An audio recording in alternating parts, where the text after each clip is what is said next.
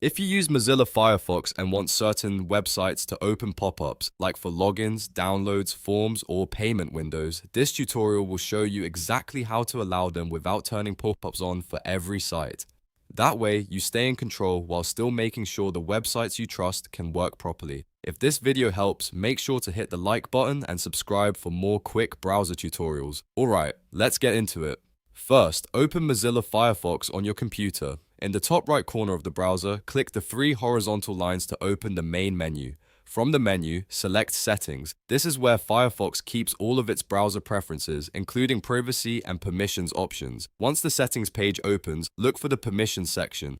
Depending on your version of Firefox, you may need to scroll a little to find it, but it should be easy to spot once you know where to look.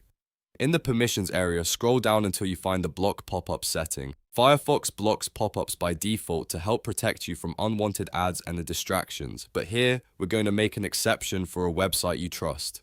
Next, click Manage Exceptions. This opens a list where you can allow specific websites to open pop-ups while keeping the block active for everything else. In the website address field, enter the full URL of the site you want to allow. Make sure you type it correctly because Firefox will use this exact address when deciding whether to permit pop-ups. After entering the website, click Allow. You should now see that site added to the exceptions list. If you need to add more than one website, you can repeat the same process for each trusted site. Once you've added everything you want, click Save Changes to apply your settings. That's the important final step because it confirms the exception and updates Firefox with your new pop-up permissions. Now, when you visit that approved website, Firefox will let its pop-ups open normally while continuing to block pop-ups from other sites. This is a really useful way to balance convenience and security, especially if you use websites that rely on pop-up windows to function correctly. And that's it. You've now learned how to allow some websites to open pop-ups on Mozilla Firefox.